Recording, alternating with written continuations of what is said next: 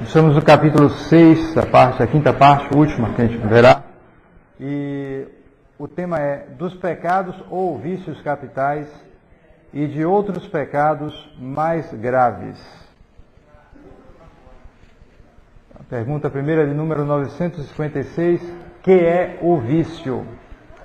Porque vício não é a mesma coisa de pecado, né?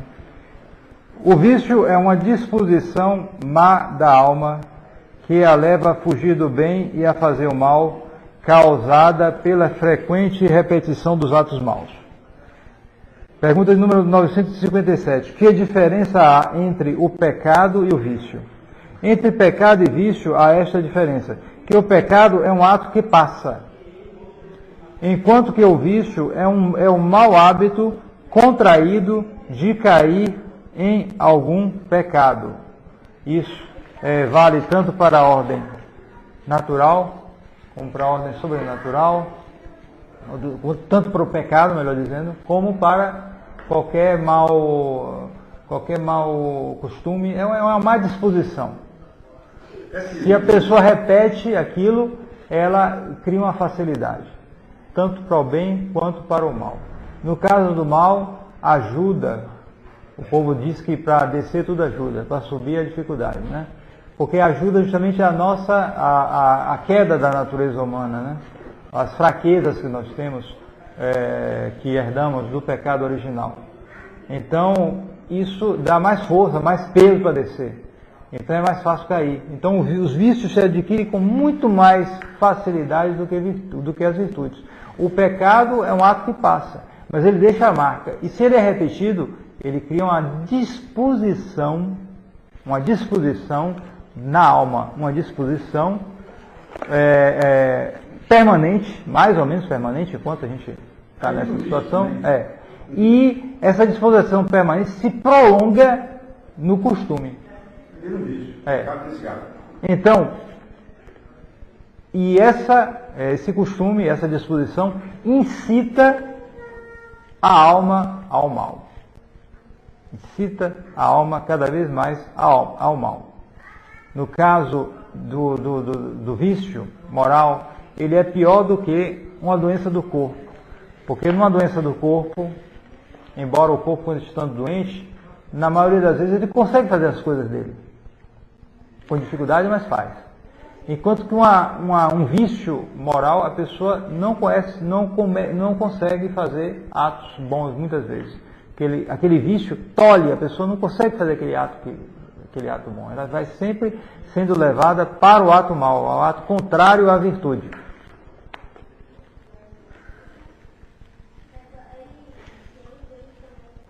Quais são os vícios que se chamam capitais? Porque é melhor dizer vício do que pecado. Nós temos o costume de dizer pecados capitais. Mas é melhor dizer vício capital. Por quê? Porque nós veremos que é mais uma disposição má da alma do que um pecado passageiro. É uma disposição má da alma. Então o vício você pode chamar tanto vício como pecado capital. Mas é melhor chamar vício capital. Entendeu? O vício é uma disposição que inclina ao pecado. Certo? É verdade que para você criar esse vício, você acaba tendo que haver pecados também. Mas o vício é a disposição, não é a mesma coisa do pecado. O pecado é um ato. Alguém que rouba, ele comete um ato de roubo. Mas o ladrão, ele tem um vício dentro dele. É uma disposição. Aquilo cria nele. Ele vai num lugar, o ladrão tem um olhar diferente, ele é curioso, ele está olhando o que é que ele está para roubar. Certo? Você tem esse pessoal que trabalha com polícia, ele sabe. Ele olha para o sujeito, esse aí é ladrão. Porque ele percebe o olhar, tal, e tem um vício lá dentro. Ele não vê o roubo, o ato, o policial no caso, mas ele percebe o vício, a disposição da pessoa. Estão entendendo? Ele tem aquele sinal, que é aquela maneira, a disposição. Se deixar vacilar, ele passa a mão, ele leva. Entendeu? Então, o pecado é um ato, o vício é uma disposição, não é a mesma coisa. Mas um empurra o outro, um ajuda o outro, e os dois vão para o buraco. Então é melhor chamar vício capital, melhor. Então, os vícios capitais quais são? São 7. Primeiro, 7. Primeiro, a soberba, mas melhor chamar de vanglória. Veremos depois por quê. Segundo, a avareza. Terceiro, a luxúria. Quarto, a ira. Quinto, a gula. Sexto, a inveja. Sétimo, a preguiça. Também pode-se dizer a assédia. E vamos explicar depois o que é assédio. Como se vencem os pecados capitais? Os vícios ou pecados capitais se vencem com a prática das virtudes opostas. É sempre isso. Há um vício, uma disposição má, um hábito mau, é vencido por um hábito contrário. Então, se você quer vencer aquele hábito mau, você tem que praticar o hábito contrário. Então, como se vencem? Com as virtudes opostas.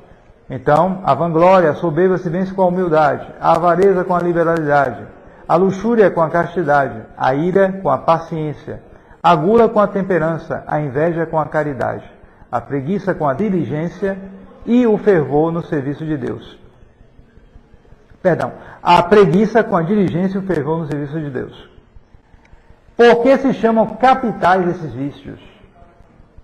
Chamam-se capitais porque são a fonte e a causa de muitos outros vícios e pecados. Então, notem bem que a virtude tende a nos fazer passar da multiplicidade dos atos à unidade da perfeição. Quando Nosso Senhor estava com Marta e Maria e na casa de Lázaro, e Marta se afadigava com as coisas e Maria ficava escutando Nosso Senhor. Então Marta se queixou uma hora lá, mas Senhor, diga uma coisa, ela só fica aí escutando, ela aqui me afadigando, fazendo aquilo, e Nosso Senhor disse: Marta, Marta, você se ocupa de muitas coisas, mas uma só é necessária. Maria escolheu a melhor parte e não lhe será tirada. É isso aqui. Vocês compreendem? A multiplicidade, a virtude nos faz passar da multiplicidade dos atos para a unidade da perfeição. A pessoa procura o único necessário, Deus. A vida religiosa, a vida monástica em particular, nos tende a nos levar a isso. O religioso, ele trabalha, ele faz isso, faz aquilo, faz aquilo outro, ele tem que fazer, ele vive, é um ser humano. Mas, em tudo isso, ele busca a Deus. A primeira coisa é essa. Ele não se dispersa, ou pelo menos ele deve procurar não se dispersar. Se ele lava um prato, se ele trabalha em um campo, se ele colhe um fruto, é sempre com a intenção de agradar a Deus. E se conta a história daquele religioso que era alfaiate no mosteiro, né? A vida toda ele passou costurando. Naquele tempo não tinha máquina de costura, era dando ponto. Então quando ele estava já para morrer, coitado, já velhinho, e aí pediu: qual é o desejo seu? Eu queria que trouxesse o pano e agulha, linha e tal. Aí trouxeram para ele, e aí ele fez uma oração a Deus: meu Deus, eu nunca na minha vida eu dei um ponto que não fosse pelo Senhor. Pelo Senhor, por Deus. Quer dizer, ele tinha atingido essa unicidade, essa unidade da virtude, que a virtude dá. A unidade da perfeição e a multiplicidade dos atos. Ele fazia multiplicidade de atos, verdade, que era costurar isso, aquilo, mas aquilo tudo era unificado na virtude. Está entendendo? Ora, exatamente. Ora, a tendência do vício é o contrário. A tendência do vício é a dispersão. Dos pecados em geral. Certo? Os vícios dispersam a atividade humana. Da unidade você passa para a multiplicidade. Você não tem uma unidade, você faz isso, faz aquilo, você quer fazer, você quer distrair numa coisa, daqui a pouco enjoou aqui, você vai em outra, você vai no videogame, está enjoando, você vai outro, não para mais. Daí a multiplicidade de divertimentos. Correto? Toda hora tem que inventar uma coisa nova. Ele tem que viajar para um lugar diferente. Tem gente que quer viajar agora para o Japão, sei lá pro fim do mundo, tal lugar, não, vai cada vez mais, não para. Não, viajar aqui no lugarzinho aqui da Bahia é só para pobre. Ele se deprime se ele não puder. Ele tem que ter dinheiro para viajar para tal lugar, tal lugar, tal lugar. Ele quer conhecer o mundo todo até o final da vida. Não é assim? Quem tem recurso, né? Quem não tem, aí vai, fica deprimido, sei lá o quê, fica isso, fica aquilo. Mas quem tem recurso, cada vez aumenta mais esse apetite de dispersar suas ações em coisas. Isso é um sinal, não é uma prova, mas é um sinal de vida de pecado. Ou pelo menos de ausência de virtude, no mínimo. Então ele se dispersa. Toda hora uma coisa, é isso e aquilo. Aí vem as manias. Tem gente que tem mania, por exemplo, de comprar. Comprar por comprar. Consumir por consumir. Mais nada. Mas é isso, é a multiplicidade. Tudo isso vem da vida de pecados. No entanto, nós estamos vendo aqui o quê? Pecados capitais. Ou seja, pecados que unificam, de certo modo, outros pecados. É verdade. Há uma certa unidade no pecado. Em que sentido? Então, essa classificação que eu coloquei aqui no quadro vem disso. São Tomás procurou fazer uma certa unificação desses pecados. Por quê? O pecado em si dispersa, é verdade.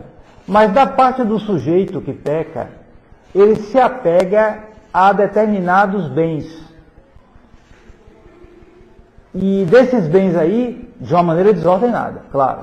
Mas daí nascerão outros pecados. Então, desses pecados aos quais ele se apega, que vem desse apego desordenado a esses bens, então esses pecados são chamados pecados capitais, vem de cabeça.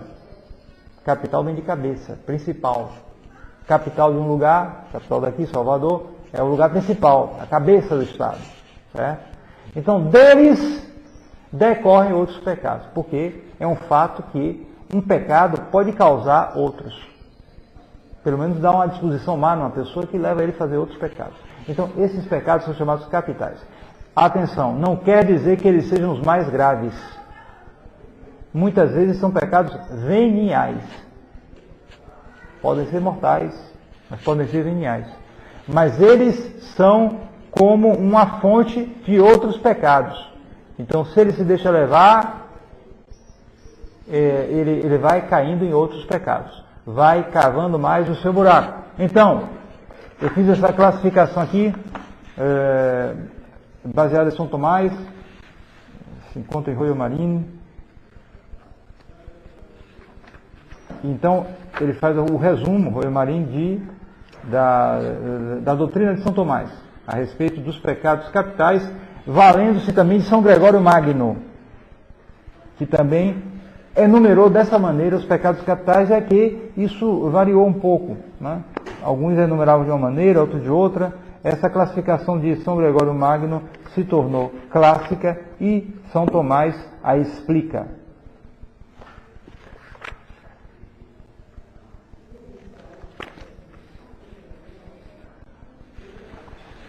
Então vocês têm aqui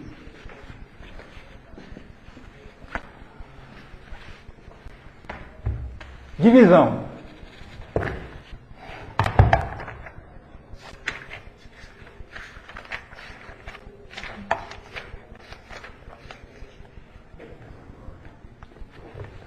Desejam o bem desordenadamente. Você pode ou desejar um bem desordenadamente ou fugir do bem por causa do mal que está ligado a ele. Ou seja, quando você tem que praticar um bem, você tem que passar por dificuldades, muitas vezes. Então a pessoa foge da dificuldade e acaba cometendo o mal, por fugir dessa dificuldade.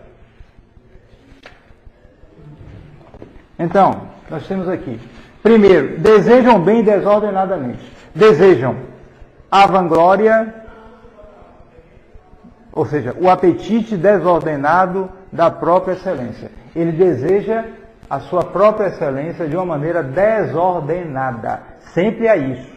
Desordenado. É isso aí que dá a razão de pecado. Desejar uma coisa ordenadamente não é pecado. Desejo não é pecado. Desejo é natural. O problema é a desordem. Se você está com fome, você deseja um alimento, não é pecado.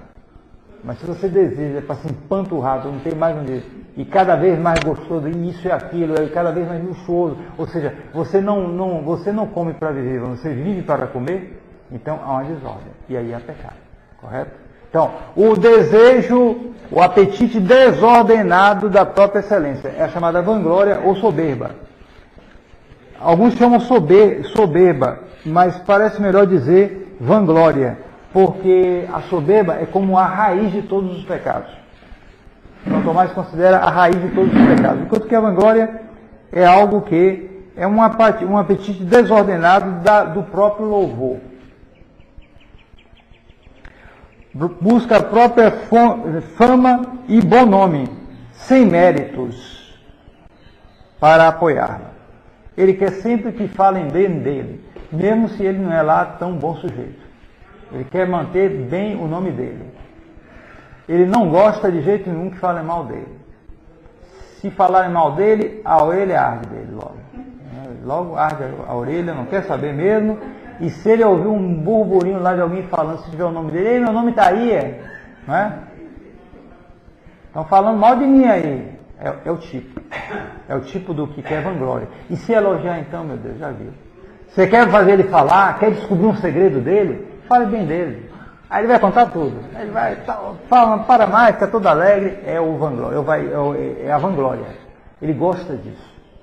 Ele gosta disso. Tem uns que vendem a alma ao diabo para conseguir isso. São os atores, não digo que todos sejam isso, mas eles buscam isso, ser estrela, star, não é star, é star, estrela em inglês. Ele quer ser estrela, ele quer aparecer com um sorriso daqui até aqui na revista tal, ou na internet tal, ele quer aparecer, para isso, para ele é tudo, a vida dele é essa, certo? Em geral são espíritos muito superficiais, né? E, justamente, sem ordenar isso, a glória de Deus.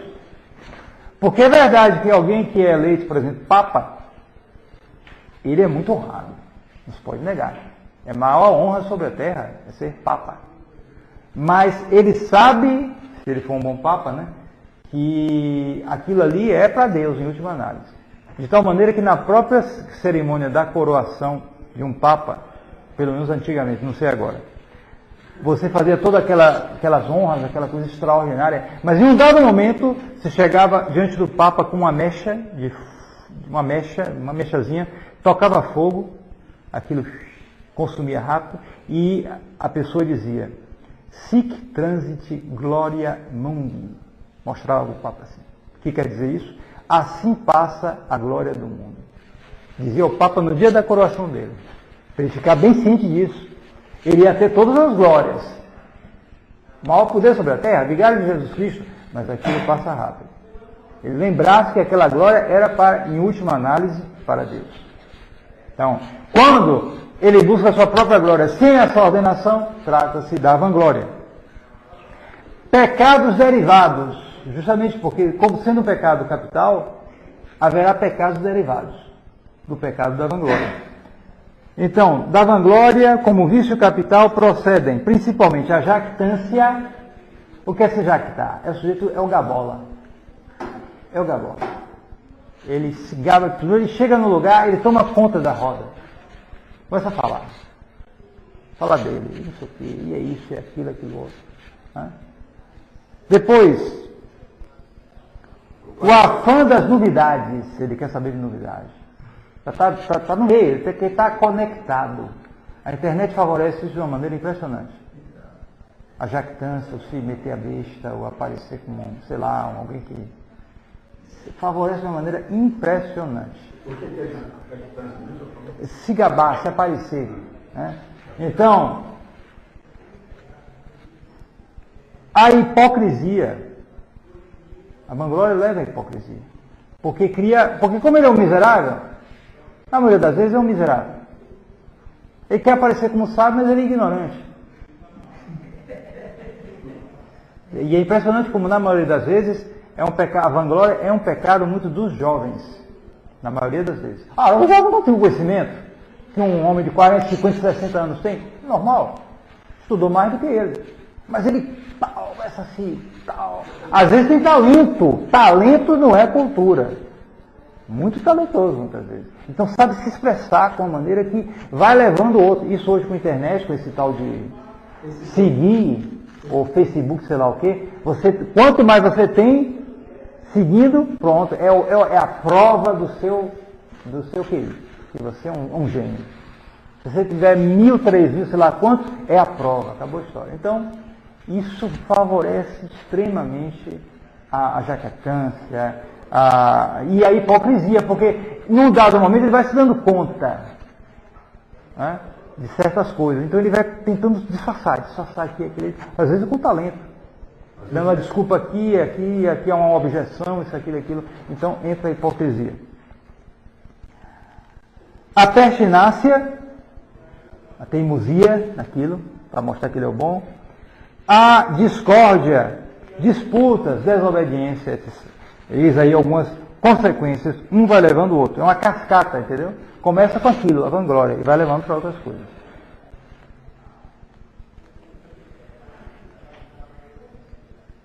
Remédio principal, considerar a humildade de Jesus Cristo, né? E o conhecimento nosso, o próprio conhecimento. A luz de Deus.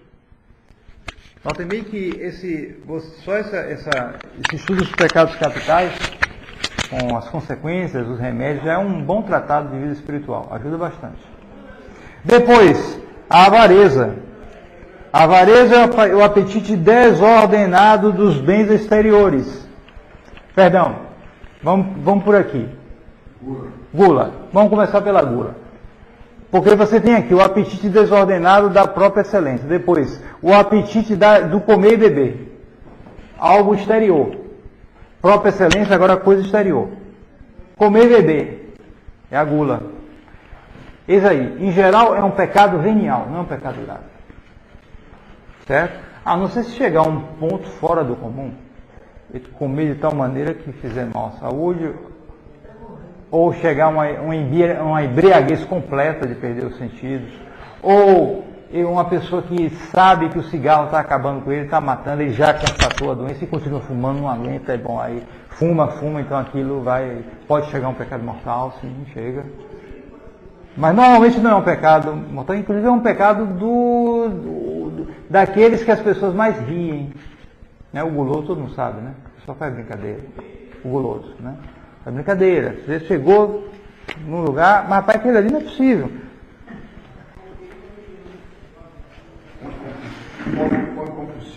É, aquela coisa, né? Jeito que vai.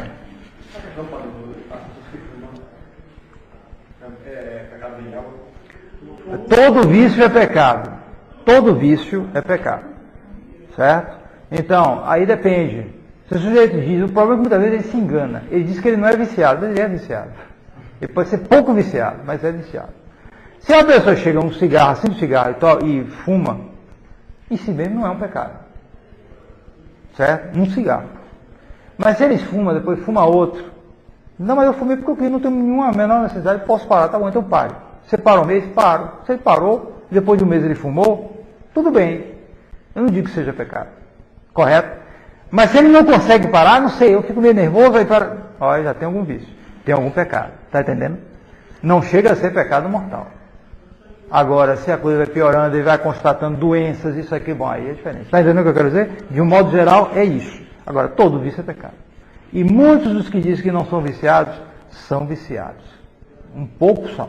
Porque eles não conseguem ficar livres daquilo. Se ele não é viciado, então pare, rapaz. Para que você vai pegar, enrolar dinheiro, como diz o padre, enrolar dinheiro e tocar fogo, que é fumar, né? Se tem dinheiro, não dá nada aquilo para você. Quer dizer, tem alguma coisinha, não sei. A moda também está nisso. É, moda, se bem que, eu não sei, moda hoje está meio difícil para cigarro, porque está sendo muito combatido, né? Cigarro se tornou o bode expiatório de tudo quanto é ruindade. De fato é coisa ruim. Mas eu acho que o negócio hoje está é o efeito holoforte. Você bota um holoforte numa pessoa, se ele estiver roubando uma galinha, todo mundo vai ver, roubando a galinha, ladrão, ladrão. E o pessoal da Lava Jato está passando aí direto. Está entendendo o que eu quero dizer? É o efeito holoforte. Eu acho que é um pouco isso hoje. Porque toda a sociedade tem que punir coisas. Faz parte da sociedade. Então, eles fazem isso. Eles escolhem uma coisa que é ruim, e bota o holofote ali e o resto passa. Certo? Pode ser visto uma coisa assim de ser, por exemplo, você vibra para criar um animal qualquer, um cachorro, um gato, sua vida é isso aí, não precisa ver nada mais. Só faz isso, viciou a capacidade disso. Pode ser um vício? Se há desordem, há pecado. O elemento fundamental é isso, é uma desordem. Você pode ajudar um bichinho, não tem nada de errado isso aí. Mas se ele, de tal maneira, se fixa naquilo que deveres mais importantes são postergados, há uma desordem, há pecado. Aí já pode entrar pecado. Se a pessoa está sozinha, ela quer ajudar, ela não tem nenhum compromisso, já criou os filhos dela, tudo, talvez até passe.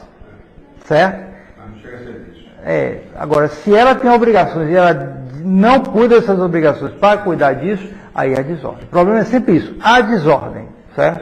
Então muitos casais hoje em dia, padre, eles escolhem um cachorro para criar, e tem um filho, não quer ter uma filha, quer ter um cachorro para criar. Claro, aí a desordem é clara. Porque ele deixa a família para dar R$2.000 num filhote de cachorro e vai cuidar como o filho dele. Isso está errado. Certo? Exatamente. Isso aí é desordem, claramente. Agora, se ele tem um animal, ele criou um animal, ele tem uma amizade com o animal, mas ele é um animal. Aí não tem nada de errado, certo? Então, a gula justamente é esse desejo imoderado do comer e do beber. Os pecados derivados da gula são torpeza ou estupidez no entendimento. Fica bestalhada, né? Boboca. Quer saber de comida, até a cara assim, né? Desordenada alegria, loquacidade excessiva, certo? Às vezes leva também à luxúria, né? O guloso muitas vezes cai nos pecados de luxúria e também na imundície também, tem certas coisas assim, né? Então, o guloso cai muitas vezes nessas coisas. E essa desordenada alegria, sobretudo, justamente com a embriaguez, sobretudo, né? A pessoa se leva a essas coisas e é comer, e fica no material, no mundo. Então, torpeza, o que é mesmo? Torpeza é o sujeito, é uma estupidez, o sujeito fica meio mole, ele come toda hora, fica meio mole, fica devagar, aquela coisa, certo? O Dom Guerranger tem uma fala um pouco sobre o excesso de carne e a decadência da sociedade. Comer carne demais. Ele parece que só vive de carne, né? Então fica meio decadente, fica meio... Né? E a gente sabe que muitas doenças aí vêm também disso aí, né? Comer demais, não tem... Não, isso é sempre o oposto, não é o extremo. Eu estou dizendo que o excesso, eu não estou dizendo que é errado. Estou dizendo que o excesso, a pessoa só quer comer carne, a melhor comida, as melhores. Então ele chega a um nível que põe a vida dele na comida. Depois nós temos o apetite desordenado dos prazeres sexuais. A luxúria, contrário ao 6º e ao 9º mandamentos, e que é o pecado que mais leva a gente ao inferno. Autoridade de Nossa Senhora de Fátima. A luxúria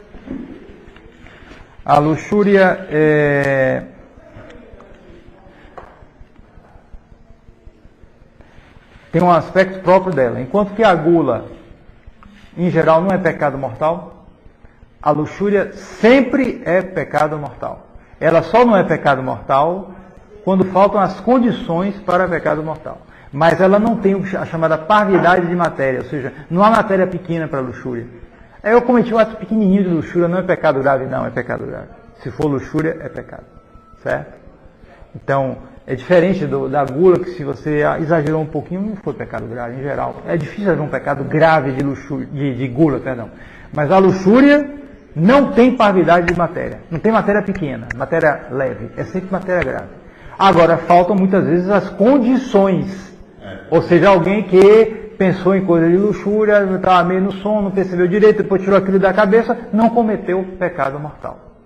Correto? Mas por causa de falta das condições. O que ele imaginou ali de impuro era matéria grave. Entende o que eu quero dizer? Então... Mas não tem luxúria realizada que não é tão grave que o sutil? Não. Se luxúria, qualquer ato de luxúria não tem parvidade de matéria, é sempre grave. Só se a pessoa, outras condições que impediram o voluntário. A tentação qualquer. Tentação que a pessoa tirou, isso é que eu estou dizendo. Se faltaram as condições, ou seja, o consentimento da vontade e o pleno conhecimento da inteligência. Faltou isso, então não é pecado grave. Mas a matéria como tal é sempre grave, certo? Então, porque justamente são os prazeres chamados sexuais. Não simples afeto, um pouquinho, não, são coisas já ligadas à reprodução. Aí é diferente. Então, os pecados derivados da luxúria, porque justamente não é o pecado mais grave. Não é. Existem pecados mais graves. Mas a luxúria tem efeitos terríveis na pessoa. Efeitos, entre outros, são cegueira espiritual. É um negócio curioso. Eu já notei isso. Pessoas que tiveram uma vida muito ruim com relação a esses pecados, muito ruim, depois elas têm uma cegueira espiritual. Muito comum isso. Mesmo quando se convertem. Mas elas enxergam até aqui e não vai mais adiante. As coisas espirituais. Muito comum. Não é algo incurável, mas é muito comum. Elas enxergam até aqui, mas não vai adiante. Para ir mais além, elas não enxergam. Uma pessoa que tem uma vida muito desregrada, ela tem que fazer muitos exercícios, muita penitência para poder, por exemplo, fazer estudos teológicos. Eu acho, me parece. Porque exige uma penetração das coisas de Deus. E a pessoa desceu muito baixo em coisas e é difícil. É um negócio curioso isso aí. Cegueira espiritual. Então, aqueles que vão a vida toda entrando em coisa ruim, meu Deus do céu, eles não enxergam outra coisa. É um negócio impressionante. Eles ficam nessa terra. E mesmo a decadência corporal não tira isso. A velhice. Porque a gente sabe que isso está ligado à saúde corporal, à juventude, tudo isso, né? Na mulher e no homem é diferente. Porque na mulher está muito ligada à maternidade. Daí porque, estou falando de um modo geral, essas coisas na mulher, elas vão, depois tem um fim súbito, mais ou menos súbito. Há uma diminuição muito grande, a menopausa. É assim. Então, isso é muito comum. A mulher, de uma hora para outra, assim, 50 anos, aquilo diminui muito, porque, pronto, acabou, a função passou. Maternidade.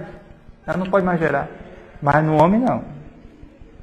No homem vai assim, devagarinho, vai descendo a saúde. Às vezes vai muito ainda. E o pior é que ele fica com aquilo na cabeça. Ele fica pensando, não, quando eu ficar velho, isso vai passar, eu estou novo ainda. Tal. Depois eu vou viver muito, Deus sabe. Aí eu vou viver muito, aí quando chegar velho, eu fico velho, parou, pronto. Aí. Não. Eu conheço casos de velho assim, que passou uma vida muito mundana e tal, mas até velhice, seja octogenária, ficar com aquelas coisas. Já velho, já não pode mais fazer as coisas erradas que fazia antes, mas fica na cabeça aquele negócio, ele fica com aquilo no espírito. Cegueira espiritual,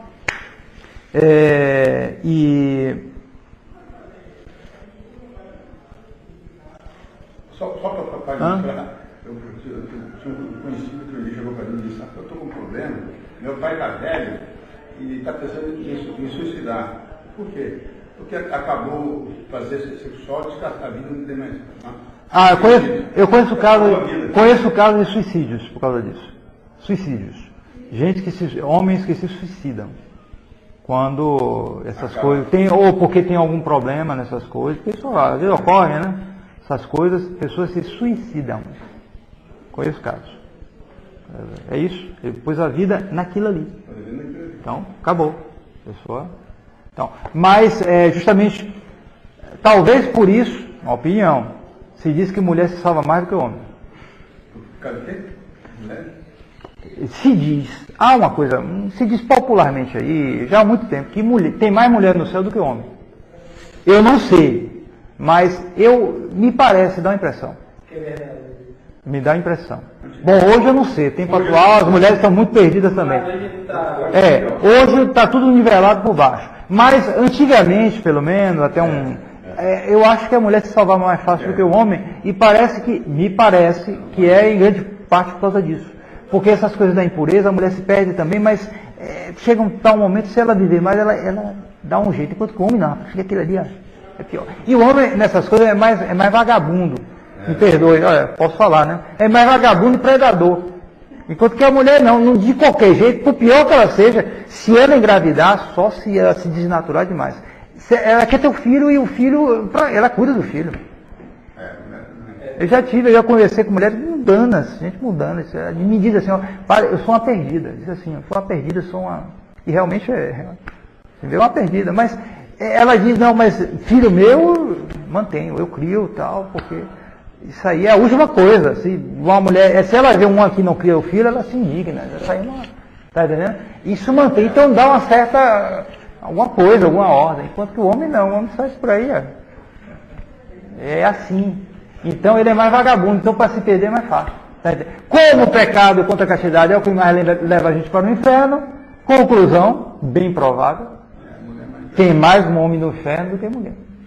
É uma opinião, isso aí não tem nenhuma revelação sobre isso, a gente só vai saber quando morrer, mas a liturgia não chama a mulher de sexo piedoso?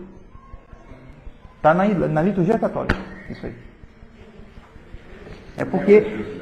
Então, vejamos, além da cegueira do coração, da cegueira espiritual, você tem como efeito da luxúria, a precipitação, a inconsideração, a inconstância.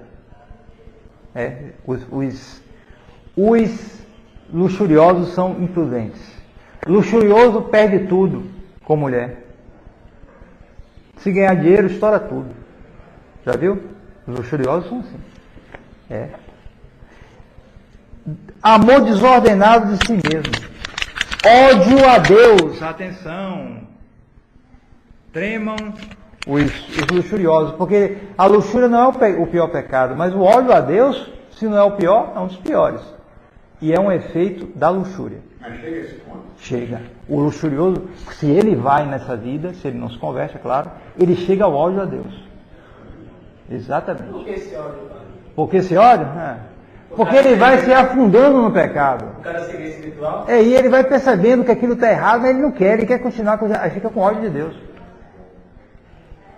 E mais ainda porque quando ele vai descendo, se ele não mantém a ordem, ele vai descendo, ninguém sabe onde vai parar. Aí como está o mundo hoje. Ele vai descendo. Pode descer a níveis contra a natureza, isso, aquilo, aquilo outro. A gente sabe que esse pessoal muito na libertinagem, tá bom, vai descendo, ninguém sabe onde vai parar. E aí, quanto mais ele desce, mais ele se afasta de Deus, vai ficando com ódio de Deus. Não tenha dúvida disso aí. E depois, apego à vida e horror à futura. Ele quer ficar, às vezes vive muito. Dá uma espécie de força para viver. Mas é nessa vida. A futura ele não quer saber, não quer olhar, não quer saber. Até que um dia tem que chegar, né? Me contaram que um desses aí, que era famoso aí, de escrever coisa ruim aí, ligada aí, moral, né? Um desses aí. Quando estava para morrer na UTI, dava cada berro que não tinha mais tamanho. Pois é.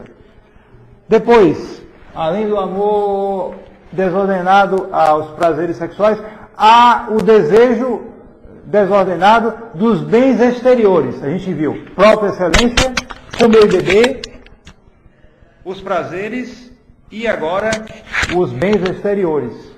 É a avareza.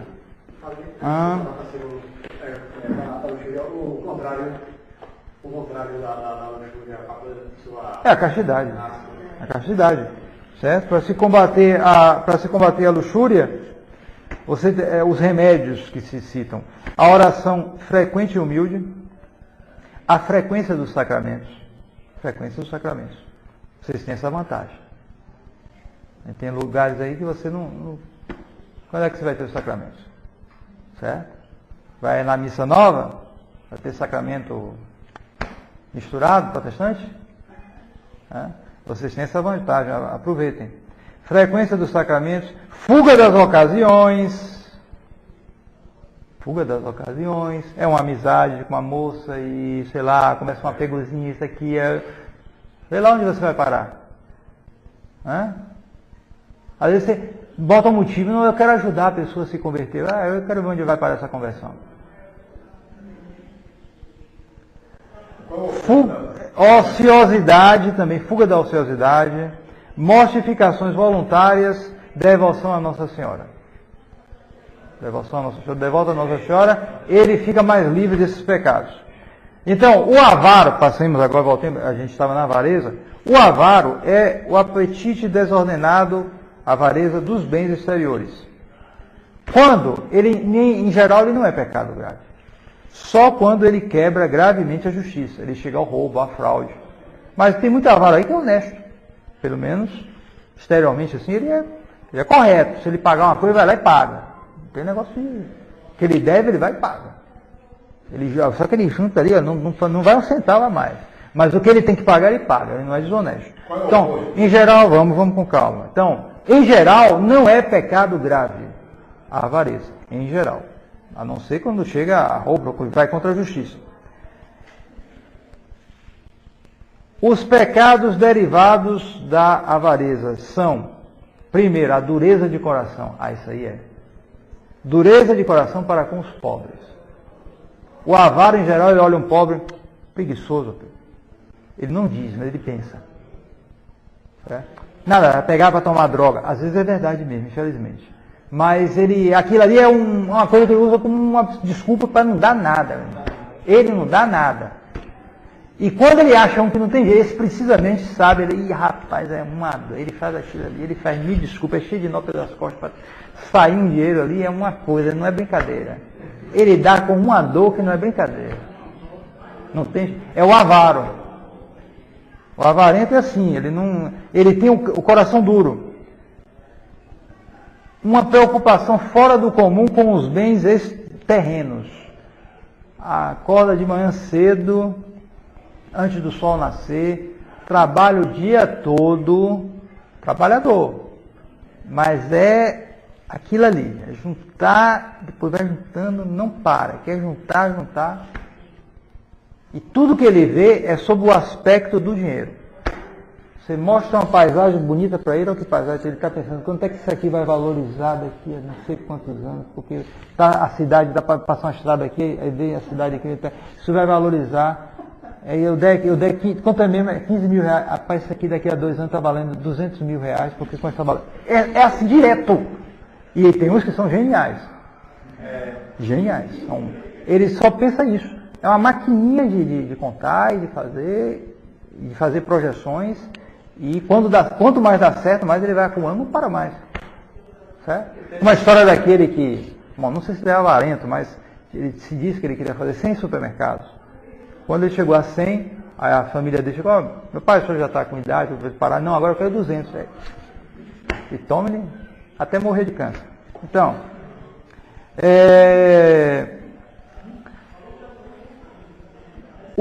a preocupação desordenada com os bens terrenos, a violência pode chegar, o engano, a fraude, o perjúrio e a traição, nos graus piores. É violência. Às vezes ele chega a um apego que ele quer aquilo. Aquele bem ele quer. E ele vai fazer alguma coisa para tomar aquilo ali. Bom, aí já é um grau mais baixo. Quando a pessoa passa o nível da honestidade. A violência, traição, perjúrio, tudo isso a avareza pode levar. Mas nos primeiros graus ela não leva. Nos primeiros graus é aquela dureza de coração, aquela coisa de juntar, é meu, eu não roubei, é meu e acabou a história. Ninguém mete a mão aqui. O avarento, ele pode até não fazer violência com ninguém. Agora, não venha tentar alguma coisa com ele não, meu amigo. Se for pegar o dinheiro dele, aí o pau quebra. Então pode virar pecado mortal. Ele pode virar, é o que eu estava dizendo aqui. Ele, em geral, não é pecado mortal. Mas pode levar a um pecado mortal.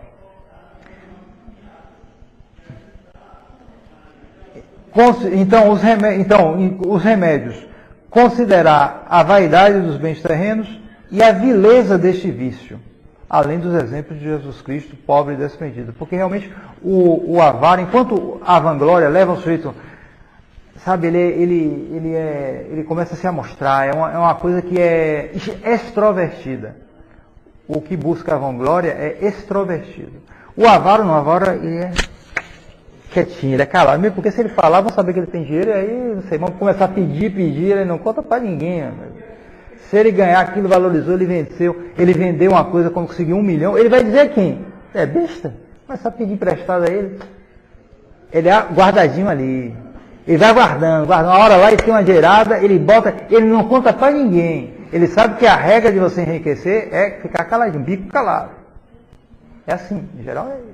Se ele tem uma informação que vai dar dinheiro, ele soube lá que o governo vai fazer um empreendimento, por exemplo, um aeroporto, fizesse um aeroporto aqui. Existem conversas, né, que vão fazer um dia um aeroporto aqui na região. Aqui. Já pensou?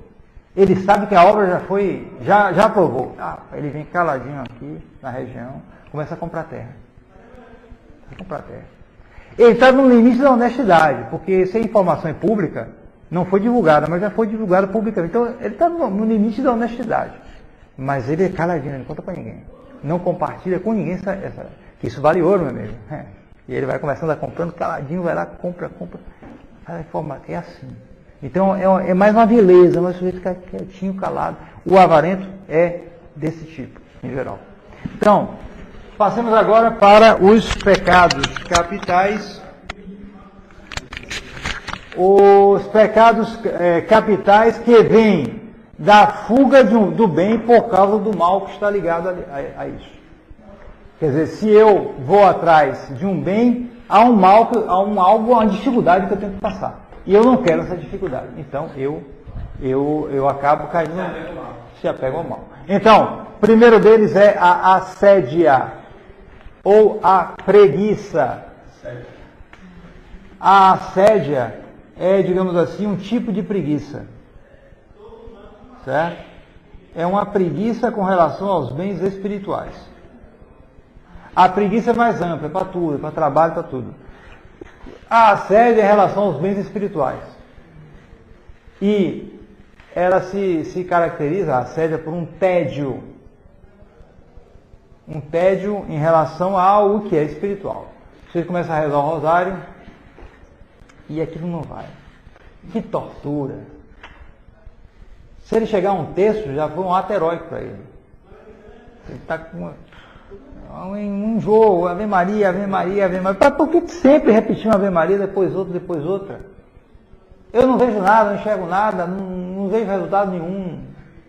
Ave Maria, Pai Nosso, aquilo. Ele não aguenta, é um negócio curioso isso aí. Ele se... Não, eu rezo a Deus, mas também ficar repetindo, ele não reza. Qualquer oração dá um tédio. Difícil. Tipo assim, a mãe de minha mãe falou assim, para que rezar tanto? Não precisa disso tudo não, para salvar a alma. Justamente porque ele tem essa dificuldade para... A dificuldade que ele sente, porque realmente rezar é uma tarefa, é um officium, é um trabalho. Não tenha dúvida. E ele não quer enfrentar esse trabalho. Então é uma preguiça. Como ele não vê fruto, são coisas sobrenaturais, muitas vezes ele não vê. Se alguém, por exemplo, trabalha, então, por exemplo, um avarento, ele trabalha, ele vê o fruto, aquilo valorizou, ele ganha dinheiro. Aqui, eu estou com dinheiro aqui. Eu não tinha nada, eu saí do nada. Hoje eu estou com casa, com isso, com aquilo, com tais imóveis. Tem gente por aí com 500, 1.000 imóveis. Tem um aí, que grandão aí, né? Que tem 500.000 hectares. Você imagina você ter 500.000 hectares. Eu já vi uma propriedade de 2.000 e tantos hectares. Você viajava 18 quilômetros dentro da propriedade. É imensa. Você imagina 500.000 hectares. Puxa, para que isso? Mas é. Então ele vê o resultado. Ele trabalha, ele tem um resultado. Ele faz o esforço, mas ele vê aqui o resultado. Mas rezar, você não vê o resultado. O resultado é material. Sim. Às vezes vê, às vezes não. Você não vê assim tão claramente, é mais difícil. Só depois de algum tempo você vai perceber. Mas na hora é aquela coisa, então ele nunca vai para frente. Ele fica nessa dificuldade. é o fastídio justamente das coisas espirituais. Os pecados derivados da assédia são a malícia, o rancor, a pusilanimidade, alma pequena,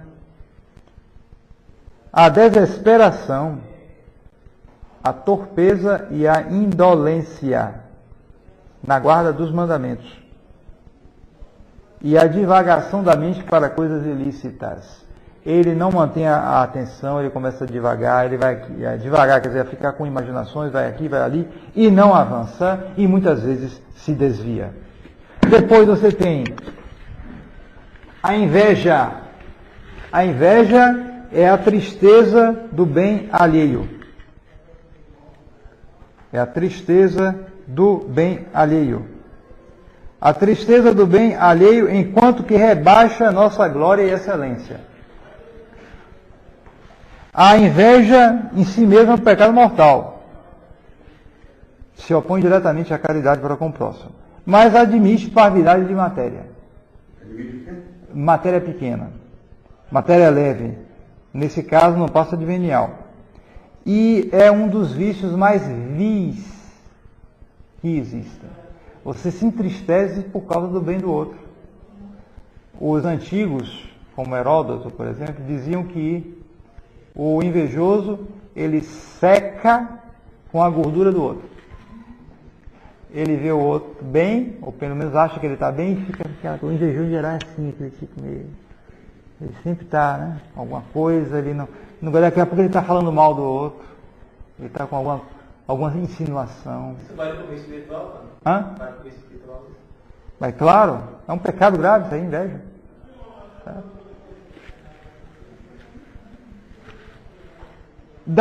Os pecados derivados da inveja procedem da inveja. O ódio, se tu odeia o outro, sem nada, o outro nunca fez nada com ele. E ele fica odiando. Por que inveja? Inveja. Se você sente um ódio do outro, uma aversão ao outro, pode ser temperamento. Mas tome cuidado, pode ser inveja. Tome cuidado. Uma aversão do outro, sim. Não tem nada com você. Você começa a mexer com ele. Ou mexer, ou falar um pouco dele. Você é estranho aquilo ali, não sei o que, qualquer coisa. Cuidado. Pode ser inveja. Nem sempre é inveja. Nem sempre é inveja. Mas é o que eu estou dizendo a vocês, os senhores. Pode ser inveja. E é bom se examinar. Que às vezes as coisas estão misturadas. Pode haver alguma coisa de justificável, talvez, não sei, alguma coisa, mas pode haver inveja também no meio. Pode haver. Eu quis dizer, pai, que nem sempre é inveja material, às vezes é inveja espiritual, intelectual, o outro sabe mais. E quanto mais elevada, pior é a inveja. É inveja de coisas... Exatamente. Então, Exatamente. Como seria o material a diferença de pecado venial e pecado mortal dentro da inveja? Qual é a diferença? Sim, se você, por exemplo, o sujeito comprou um carro novo, bonito, aí você olhou assim, parece que tem um carro ali, né? Bom, você não chegou a fazer ele. Você ficou um pouquinho daquela mexidinha assim. Não chega a ser pecado grave. Está entendendo? Agora, se você parte para outras coisas e aquilo começa a entristecer você, coisa mais. E se for coisa espiritual, então, é um dos piores pecados que existe. Veremos depois. É até um pecado contra o Espírito Santo. Aí é um dos piores pecados que existe. Então, nasce a murmuração, a difamação, a alegria com as adversidades do próximo. Poxa, alguém que estava bem e depois teve um problema. Você sente uma alegria, assim, uma coisa assim. Ou o contrário, a tristeza na prosperidade do outro. Então, isso é uma característica do invejoso, que em geral é uma alma vil, uma alma pequena, uma alma mesquinha, é uma alma muito baixa. Ele fica preocupado com o outro. O que é que eu tenho a ver com isso? O que é que eu tenho a ver com isso? Mas há pessoas assim, E essas pessoas às vezes podem fazer muito mal, muito mal. Depois, existe a ira. A ira é um apetite desordenado de vingança.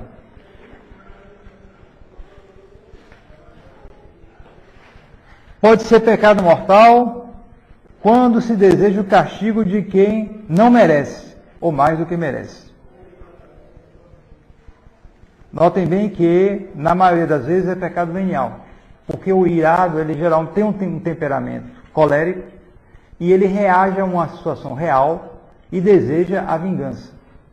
Há motivos para aquela vingança, mas ele fica tem uma reação muito viva com aquilo. De um modo geral, é pecado venial. Mas, se a coisa vai mais além e ele deseja o castigo, por exemplo, para quem não merece, ou deseja algo muito desordenado, pode chegar a ser pecado mortal.